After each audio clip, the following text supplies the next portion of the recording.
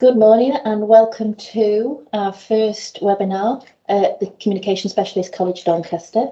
Just a quick introduction. My name is Joanne Ellis. I'm the safeguarding lead here at the college.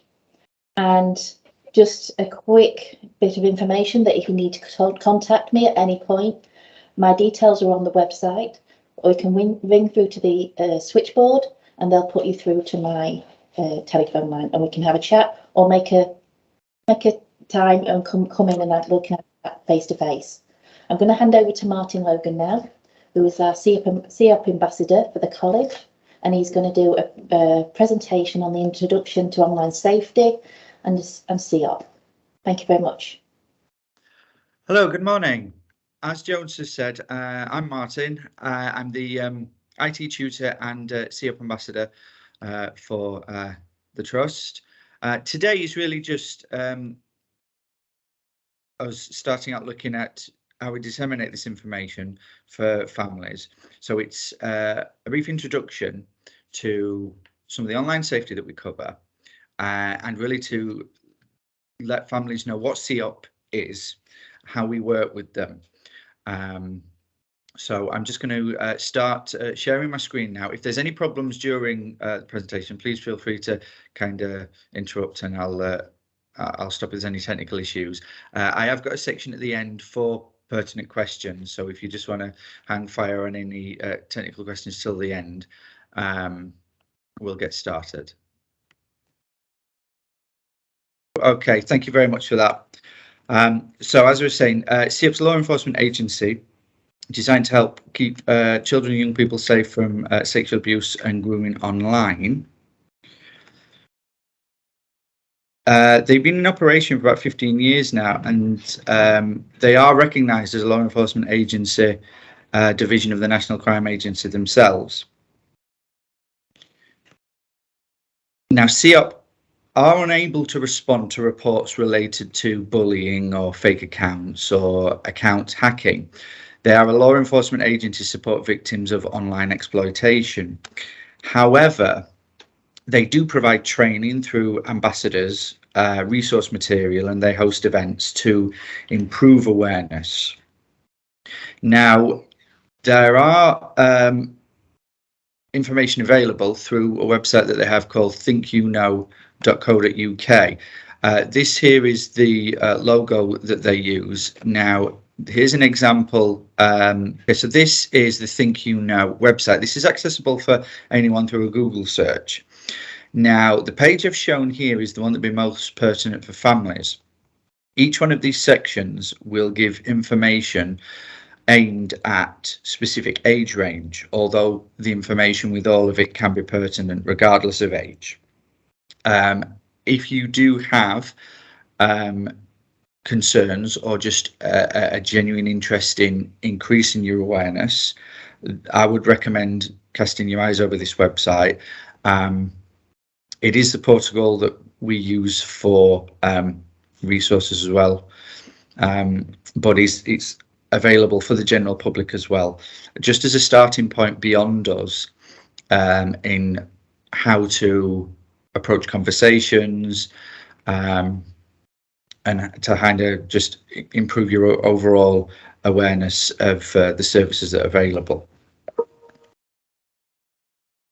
Okay, now the next icon, this click CEOP Internet Safety marker you'll find on CEOP related sites, and it's basically the report button. Now, when this button is clicked, this is the page that an individual will find themselves on. Now, this is for any child, young person, family member, adult that has a concern. And this is the process for making a report to CEOP for support. It gives advice on should you make a report, what happens when you do, how CEOP can help you. There's also a quick exit tab if that individual was in an environment where they had to hide the fact that they were in the process of doing this, and it'll take you to a blank Google page. But the yellow marker up here is how you'd make a report. Now, the way CEOP work is that because they are a law enforcement agency, they have a team 24 hours a day that respond to reports. So there would be no delay on them receiving information from an individual for them to act on, as you would with any other law enforcement agency. Now, fortunately, we've never been in a position here where we have steps have had to go this far. Through our ambassador traineeship, we are aware of the process, but we've never had an individual or a case where we've had to actually make a report. But that is how you would find it if yourself or a young person required that step. This is the site thinkyouKnow.co.uk, and on those websites and their affiliates, you will find the CEOP button there. So that's really a roundup of who CEOP are, how their information is accessed, what they do. Now, here at the Trust, we have 3 CEOP ambassadors trained on site. Myself and Joanne are 2 of them. Now, as ambassadors, we have access to all of CEOP's online resources. We support staff on the site in the use of these. We train staff as well as support students. CEOP and online safety is a focus topic here at college. It's included into the RSE classes that the majority of students access as part of their timetables. And online safety is also supported now via the IT department's new Essential Digital Skills course. So this information is being embedded in the students' day-to-day timetables here, and how we structure the digital courses around making these skills kind of everyday soft skills that they kind of do without thinking. So they're just embedded habits for them to improve their awareness. Our intention is for all students to have access to targeted online safety awareness. Any student who experienced issues that were linked to digital or online events, they would receive targeted support with the safeguarding team as they would for any other safeguarding issue. Now, our training and our use of these resources that CEOP provide, it is logged with CEOP as well. This improves the quality of how far this service can reach and how they improve awareness overall. It's kind of a tiered down system. One of us teaches 2, teaches 3, and it's this sharing of information, which is why we're now looking at sharing it to parents and families in this way. The real key to this, regardless of how tech savvy you are within your life, the key word is awareness. None of us, even with continued training, can know every single peril that's out there, because it's such a huge topic now. The best we can do is keep up some form of awareness.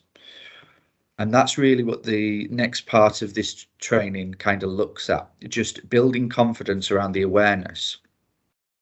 So just a slight task to yourselves, and this is for your consideration of trying to get into the mindset of the learner and how they experience their access to the online world versus how we do as adults and parents. So kind of hands up for yourself. Do you ever get frustrated in how often your work or home screen changes in how it looks, or you lose where something might be stored when you're using your phone or your personal equipment?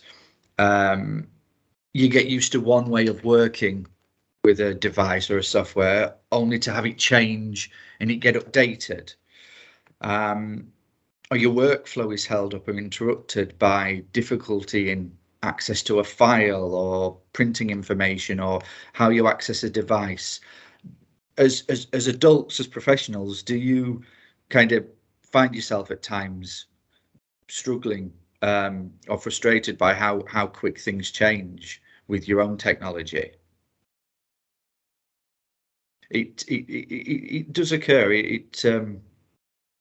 It's part of our human nature that we become dependable on these pieces of equipment. But think about it from a learner's point of view. If those things frustrate us, imagine that you're a young person who's not only struggling with the pressures of life, of learning, of identity, but at the same time, they're expected to keep up with every new app that's going. They're expected to understand trends and online language and what's popular in a world that literally updates every week.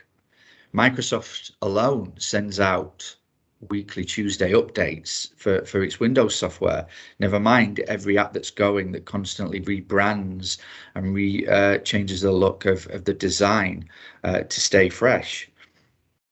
Imagine how hard the pressures of keeping up and never switching off must be when, as adults, we also struggle with changes ourselves. There's an immense amount of pressure now for young people to not only be involved in these worlds, but to keep up with trends that are constantly changing.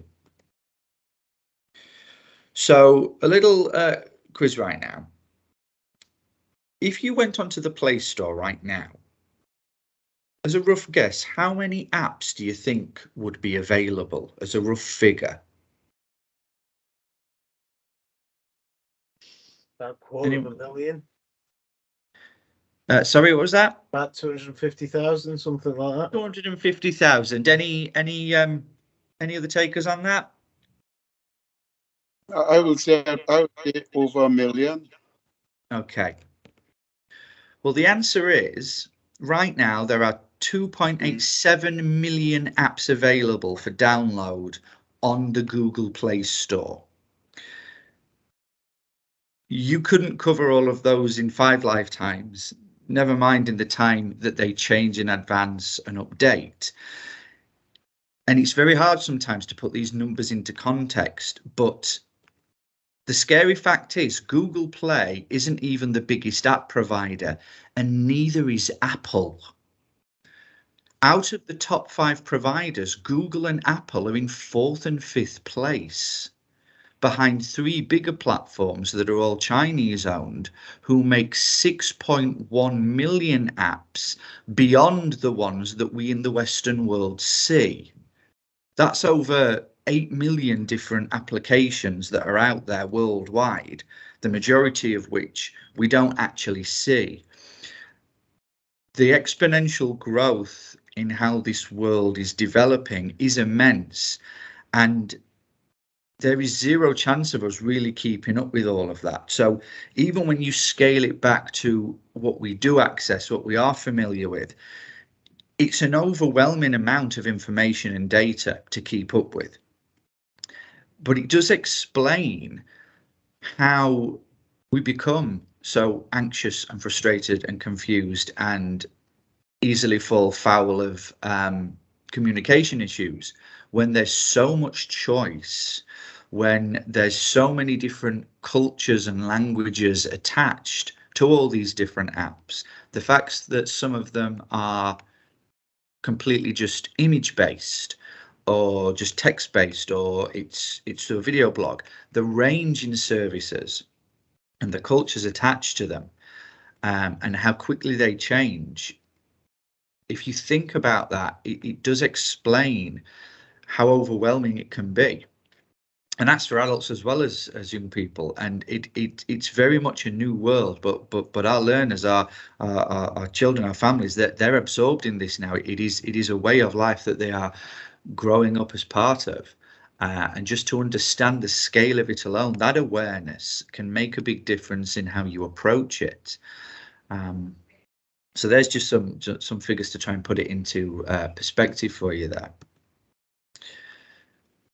Now, as I've just said, there's no way we can keep up with that amount of progress and change, but we can improve our confidence in what we do know.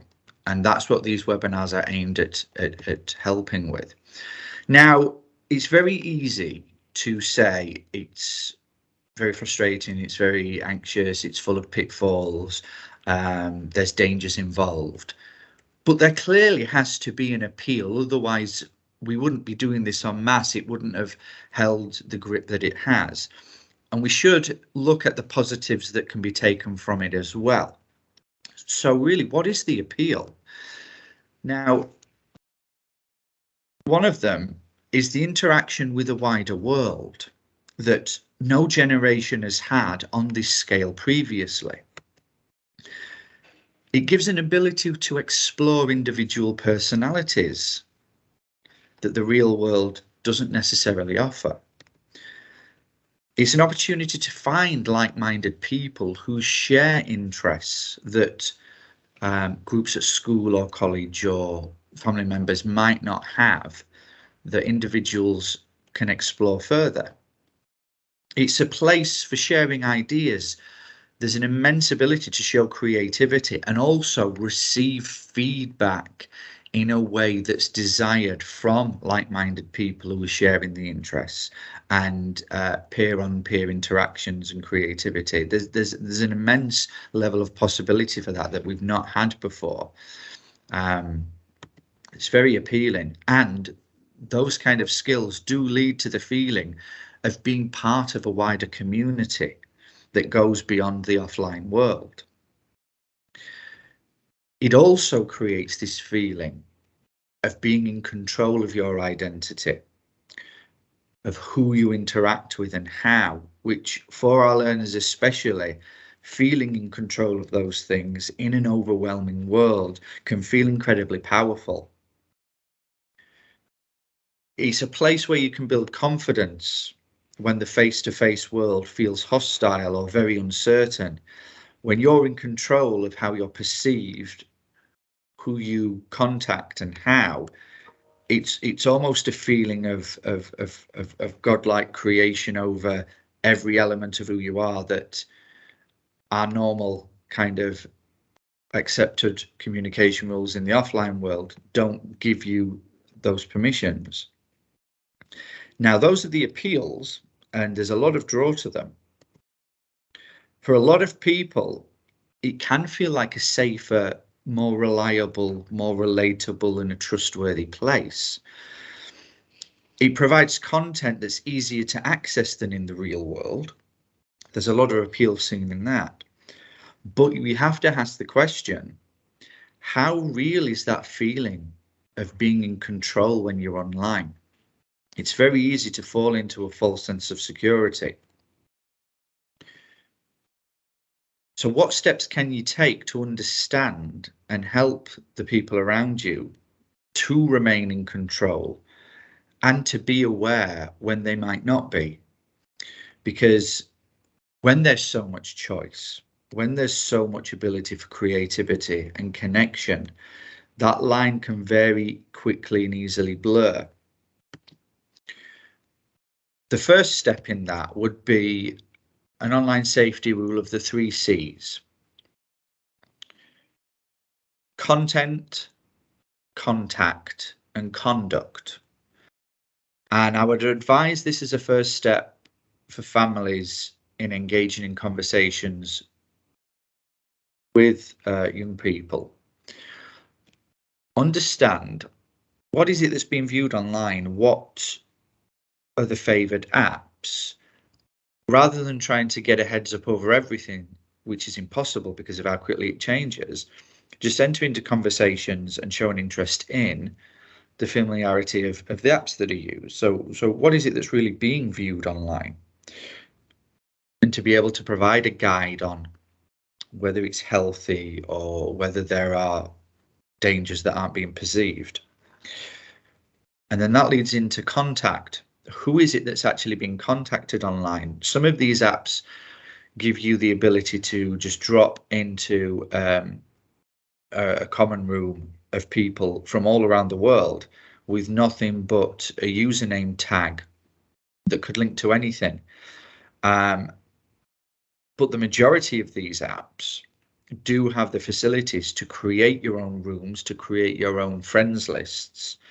And one of the easy steps to work on contact is if you have an active online multiplayer space where you're contacting 50 plus people, but you know your child only has a handful of real world friends, who are the rest of these connections? And it's just getting the young people to ask themselves, really, the idea of that word friend. It's a very wide concept now, and when you're stepping out of your door to know a handful of people, but then from the safety of the device in your pocket or the computer in your room, you have a friends list of 50 of 100 plus people, there's a big opportunity there for confusion and for the kind of the bad side of the possibilities in this to come to fruition. So it's really those common sense behaviors that in the offline world we take for granted that you apply to the online world. There's no greater skill to it than that. And finally is conduct, and this is a big one that we find. It's very easy from the confines of a room at home or the protection of a screen to behave very differently in how you interact with people. And again, as a baseline, the same rules apply. We should be addressing people the same way you would face to face, whether it's at home, whether it's at college, in the street, with the language you use online, and to not tolerate receipt of language or behaviors in the same way you would respond to them in person. And that's really the main starting point. Content, contact, and conduct, they should be no different to the way we work within the offline world. Now, rather than go into the specifics in this first webinar of the greater details, and there are a lot of them, I've listed here some of the more recent support we've provided to students around various apps, social media apps, dating apps, gaming apps. We've assisted the managing and blocking of contacts when communication hasn't gone the way that's been hoped. We've managed conversations around healthy screen time, which is something I think might be pertinent to look at in the future for how and when we access these devices, because they can become all consuming. And on a lot of occasions, we have learners coming in very tired on a morning because they've stayed up into the wee hours on their phone and then on a game and then off of that watching a video, and it just spirals from one device into the other. And again, are those habits that we would undertake in other ways in the offline world? We've assisted students with transacting and understanding that the world is changing when it comes to the world of work, for how you'd apply for jobs, how you receive timesheets for logging work done, and how many companies now do digital payslips, how we online bank and online shop. It is changing how we behave. So this is an area we are looking at, and knowing the difference between real and fake profiles. There's a lot of what are called bot accounts out there that perceive to be real contacts that some of our students have come into contact with, that are basically underlying just data harvesters trying to gain information from you for targeted advertising and other means. And finally, email and text scams. They are quite prolific now. You may have yourself received, I'd be surprised if you haven't, fake text messages, automated phone calls, emails pertaining to be from Amazon or a delivery company, or a phishing email trying to be from your bank. These are very commonplace things now, but they're very good at looking the part, and being able to spot the difference is quite a skill. So these are all things we are spending time within the IT classes in the new digital skills qual, and within the RSE work, as well as the support from resources from CEOP in supporting our learners. Now, rather than me go through all these, what I would say is to finish off, and thank you for the time and listening. If there are any questions, I'm happy to take them now. But if there are any comments towards what you would like to see us focus on in a future webinar, I'd be more than happy to take notes to help shape how these go forward in the future.